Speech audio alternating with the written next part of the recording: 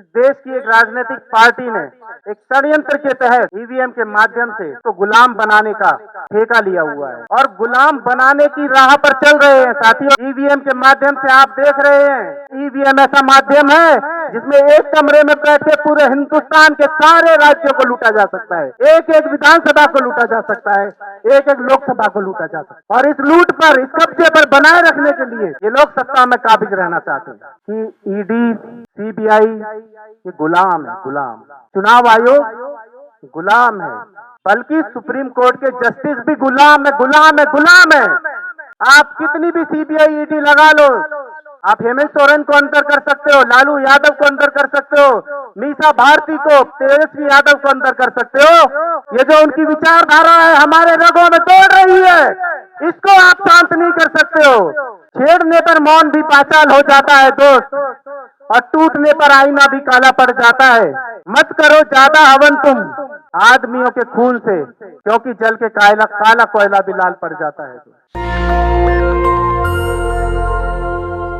और पाकिस्तान में चुनाव होने के तुरंत बाद उसकी गिनती शुरू हो गई।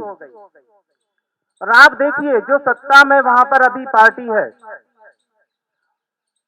और जो एक नेता जो अभी जेल के अंदर है, जो अपनी पार्टी के चुनाव चिन्ह पर भी अपने प्रत्याशियों को चुनाव नहीं लड़ने दे सकता, वो पार्टी आज सबसे आगे है, क्योंकि वहां बैलेट पेपर से चुनाव हुआ है। बांग्लादेश एक कहने के लिए छोटा सा देश है, लेकिन बांग्लादेश की सरकार भी बैलेट पेपर से चुनाव कराती है। लेकिन भारत, जो इस विश्व का सबसे बड़ा लोकतांत्रिक देश है, आबादी में इस विश्व का सबसे बड़ा देश है, उस देश के अंदर, उस देश को कब्जा करने के लिए आज भारत की सरकार ने, इस देश की एक राजनीतिक पार्टी ने एक षड्यंत्र के तहत ईवीएम के माध्यम से इसको गुलाम बनाने का ठेका लिया हुआ है और गुलाम बनाने की राह पर चल रहे हैं साथियों। लेकिन वो भूल गए हैं, इस देश के अंदर आज भी ऊधम सिंह जिंदा है, भगत सिंह जिंदा है साथियों, राव तुलाराम यादव जिंदा है, आपके रूप में, हमारे रूप में यहाँ पर हैं। हमारी संख्या कम जरूर है, लेकिन खून देने का जज्बा आज भी वही है जो 1947 में था साथियों। ये आजाद जब देश हुआ था, तब भी आपके जैसे, हमारे जैसे लोग जो संख्या में कम थे, वो लोग घरों से निकल कर आए, हमारे जैसे वकील बाहर आए, उन्होंने नेतृत्व किया, आज भी वो आगे निकले हैं साथियों। ये नेतृत्व करेंगे और इस देश को दोबारा से आजाद कराएंगे। ईवीएम के माध्यम से आप देख रहे हैं चंडीगढ़ में जो हुआ, चंडीगढ़ में जो प्रिजाइडिंग ऑफिसर था, वो उसी का रूप था जो इलेक्शन कमीशन के कमिश्नर का है। जब वो ऐसा काम कर रहा है, तो आप समझ सकते हैं इस देश के अंदर चुनाव की क्या व्यवस्था होती है, किस तरह से चुनाव कराया जाता है। और जब चुनाव, आप देखिए, इनका कहना है ईवीएम से इसलिए चुनाव होता है क्योंकि उसका रिजल्ट बहुत जल्दी से आ जाता है। पाकिस्तान में चुनाव हुआ, कल चुनाव खत्म हुआ, चुनाव के खत्म होते ही गिनती शुरू हो गई।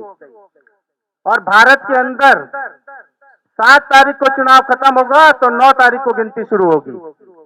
ये 2 दिन क्यों रखे जाते हैं, जबकि आपका ईवीएम का मकसद ही वो है, उद्देश्य है कि हम जल्दी से जल्दी आपको रिजल्ट दे दें।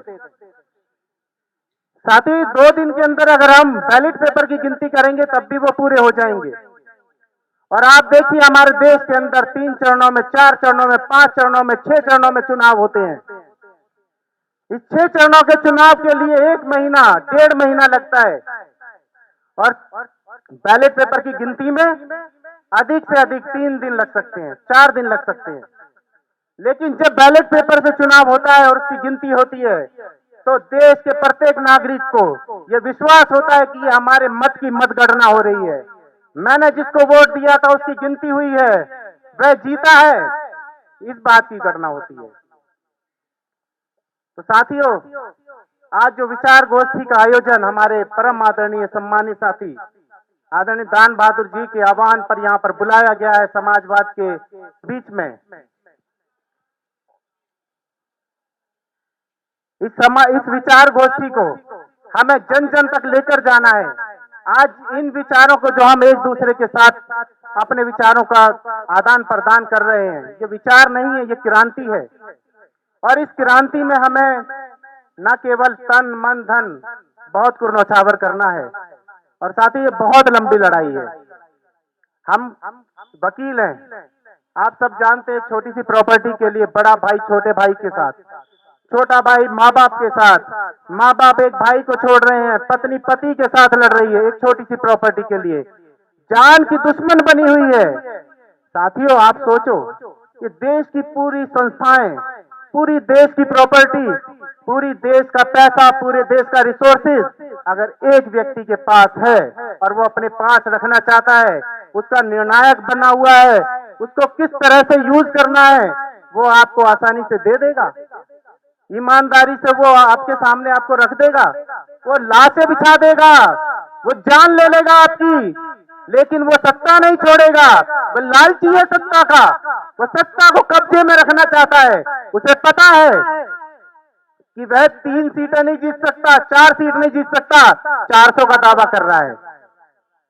किस बल पर कर रहा है? ईवीएम के बल पर। ये कहते हैं कि बैलेट लूट लिए जाते हैं। मैं कहता हूं, हो सकता है कई ऐसे संवेदनशील एरिया हों जहां पर बैलेट पेपर, बैलेट बूथ लूट लिए जाते हों, लेकिन एक बूथ लूटा जा सकता है, 2 बूथ लूटे जा सकते हैं, एक राज्य की आधी आबादी के बूथ लूटे जा सकते हैं, लेकिन पूरे देश के साथ लूट नहीं हो सकती है। लेकिन ईवीएम ऐसा माध्यम है जिसमें एक कमरे में बैठ के पूरे हिंदुस्तान के सारे राज्यों को लूटा जा सकता है, एक एक विधानसभा को लूटा जा सकता है, एक एक लोकसभा को लूटा जा सकता है। और इस लूट पर, इस कब्जे पर बनाए रखने के लिए ये लोग सत्ता में काबिज रहना चाहते हैं। आज हमें जरूरत है ऐसे नेताओं की जो इनके साथ समझौता नहीं करते। ईडी, सीडी, सीबीआई ऐसी संस्थाओं का सामना करते हैं। साथियों, बहुत ही धीरे से मैं आपको बताना चाहता हूं कि ईडी, सीबीआई ये गुलाम है, गुलाम। चुनाव आयोग गुलाम है। मैं एक अधिवक्ता होने के नाते मुझे बहुत बुरा लगता है कहते हुए कि आज भारत की जुडिशरी वो भी गुलाम है।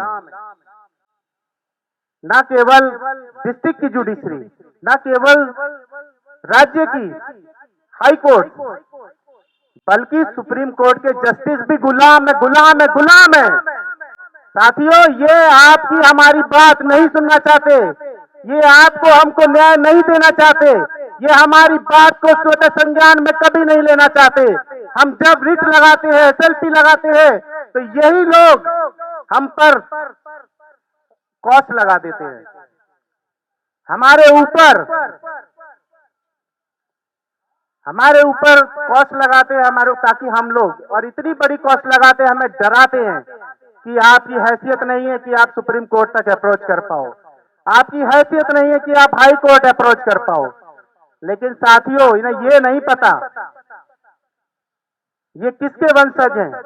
ये मूल निवासी है, ये भारतवासी है। ये तब भी आजाद हुए थे, ये आज फिर आजाद होंगे। आप कितनी भी सीबीआई, ईडी लगा लो, आप हेमंत सोरेन को अंदर कर सकते हो, लालू यादव को अंदर कर सकते हो, मीसा भारती को, तेजस्वी यादव को अंदर कर सकते हो, लेकिन उनके ये जो खून है उनका, इसको आप हिला नहीं सकते हो। ये जो उनकी विचारधारा है हमारे रगों में दौड़ रही है, इसको आप शांत नहीं कर सकते हो। खून की कतरे कतरे बहा देंगे हम लोग। भाइयों, हमारी संख्या कम है, मैं मानता हूं, लेकिन आप देख रहे हैं कि जो लोग बड़ी बड़ी सत्ताओं में रहे, जो कांग्रेस में सांसद रहे, आज 150 से ज्यादा सांसद भारतीय जनता पार्टी के सांसद हैं। आधी से ज्यादा सरकारों में चीफ मिनिस्टर रहे, वो आज बीजेपी की सरकारों में चीफ मिनिस्टर हैं। क्या वो वैचारिक लोग हैं? क्या वो आपकी आजादी की लड़ाई लड़ रहे हैं? क्या वो आपके न्याय के लिए लड़ाई लड़ रहे हैं? क्या वो सामाजिक न्याय की लड़ाई लड़ रहे हैं? नहीं, और विचार की बात है तो मैं एक विचार और आपके बीच में साझा करना चाहता हूं, दान बहादुर यादव जी और आदरणीय अध्यक्ष जी। हमारी लड़ाई को डाइवर्ट किया जाता है। हम आरक्षण की बात करते हैं, हम डाइवर्जन की बात करते हैं कि हमारी जितनी संख्या है सबको संख्या के हिसाब से उनको पदों में भागीदार बनाओ। आप मेरिट की बात करते हो, हम कहते हैं मेरिट में किसी से कम नहीं है, लेकिन मेरिट को डिसाइड करने वाले कौन है? आप मेरिट के डिसाइड करने वालों में भी डाइवर्जन ले आओ, हमारे लोगों को बिठाओ, तब आपको मेरिट भी दिखेगी। लेकिन मैं हमारे सामने बैठे हुए आप सभी लीडर्स हैं, आप नेताओं से भी मैं एक बात साझा कर रहा हूं कि हम समाजवाद की लड़ाई लड़ते हुए, सामाजिक न्याय की लड़ते हुए हम धर्म की लड़ाई लड़ने लगते हैं। मेरा आपसे निवेदन है कि ये देशवासी अभी धर्म की लड़ाई नहीं लड़ सकते। इनका दिमाग अभी उतना विकसित नहीं हुआ है, इनकी रगों में धर्म घुसा हुआ है। ये जन्म से शुरू होता है, पैदा होते ही टीका लगाया जाता है, पैदा होते ही मस्जिद में ले जाया जाता है। साथ ही ये इतनी आसानी से निकलने वाला नहीं है। ये धर्म से मत लड़ो। आप किसी के धार्मिक देवी देवताओं को बोलने लगते हो, आप अपनी लड़ाई को डाइवर्ट कर देते हो। मेरा विचार है इस विचार गोष्ठी में, आप जाति की लड़ाई लड़ो, जो हमारे साथ अन्याय हुआ उसकी लड़ाई लड़ो, बराबरी की लड़ाई लड़ो, आरक्षण की लड़ाई लड़ो, देश में विकास की लड़ाई लड़ो। हम स्कूल के लिए लड़ाई लड़ते हैं, विश्वविद्यालयों के लिए लड़ाई लड़ते हैं, स्वास्थ्य सेवाओं की लड़ाई लड़ते हैं। हम सबको बराबरी की लड़ाई लड़नी है, धर्म से मत लड़ो। धर्म से लड़ेंगे तो हमारा जो उद्देश्य है वो डाइवर्ट हो जाएगा। और जो इस देश के पाखंडी लोग हैं, जो लोग इस देश को गुमराह करके शासन में आना चाहते हैं, उन्हें हिंदू धर्म से कोई प्रेम नहीं है। आपको लगता हो उन्हें राम जी के मंदिर से कोई प्रेम नहीं है। वो सत्ता के लालची लोग हैं, सत्ता में बैठे रहना चाहते हैं, इसीलिए राजनीति में धर्म का यूज करते हैं। और पूरे देखिए, हिंदू धर्म के जितने भी शंकराचार्य हैं उन्होंने विरोध किया। क्या वो धर्म गुरु नहीं है? लेकिन धर्म गुरुओं की उन्होंने बात नहीं मानी। वो सिर्फ सत्ता में रहने के लिए प्राण प्रतिष्ठा की राम मंदिर की, वो धर्म का यूज करना चाहते हैं राजनीति में। और साथियों, आप भी वकील हो, मैं भी बहुत सारी पॉलिटिकल पार्टीज को बना चुका हूं। लोग मेरे पास आते हैं पॉलिटिकल पार्टी बनवाने के लिए। उसमें चुनाव आयोग एक मैंडेटरी प्रोविजन है कि आप उसमें एक एफिडेविट देते हैं कि आप धर्म का मिसयूज नहीं करेंगे, आप धर्म निरपेक्ष रहेंगे, आप संविधान सम्मत रहेंगे, संविधान के हिसाब से अपनी पार्टी को चलाएंगे। लेकिन ये चुनाव आयोग जब कोई पार्टी पॉलिटिकल पार्टी बन जाती है, क्या उसके बाद वो धर्म की जो ऐसी बातें करता है उस पर कोई संज्ञान नहीं ले पाता? मैं इसीलिए कह रहा हूं ये गुलाम है, ये मिलकर मलाई खाने वाले लोग हैं। और जो लोग पैसे वाले हैं वो ईडी से डरते हैं, जो लोग सत्ता में हैं वो सत्ता गंवाने से डरते हैं, जो लोग पूंजीवादी हैं वो लोग अपनी पूंजी ना चली जाए इसलिए डरते हैं। लेकिन साथियों, जो क्रांतिकारी हैं, शहीद ऊधम सिंह, शहीद भगत सिंह, सुभाष चंद्र बोस, पंडित बिस्मिल्ला, इनको जो मानते हैं, इनकी राह पर जो चलते हैं, और हम सभी के श्रद्धेय बाबा भीमराव अंबेडकर साहब की विचारधारा पर जो चलते हैं, वो लोग इनसे नहीं डरते, वो पैसे के पीछे नहीं भागते। जैसे तेजस्वी यादव जी हैं, जैसे मुलायम सिंह यादव जी थे नेताजी, जैसे आज समाजवादी पार्टी में बहुत सारे लोग हैं जो हमारे साथी हैं, जिन्होंने यहाँ हमें आमंत्रित किया। वो लोग हैं जो इस देश की सच्ची लड़ाई लड़ने के लिए आगे आ रहे हैं। मुझे बहुत अच्छा लगा यहाँ पर आकर ये जानकर कि आज देश में आज भी जिंदा लोग हैं।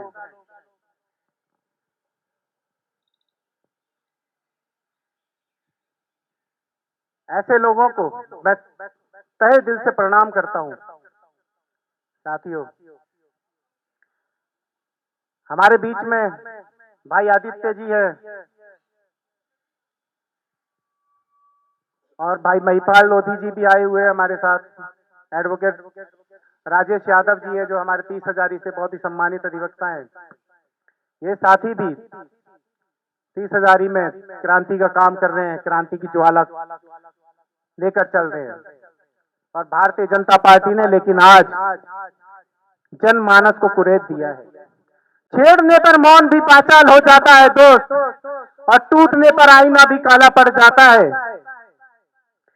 मत करो ज्यादा हवन तुम आदमियों के खून से, क्योंकि जल के काला कोयला भी लाल पड़ जाता है।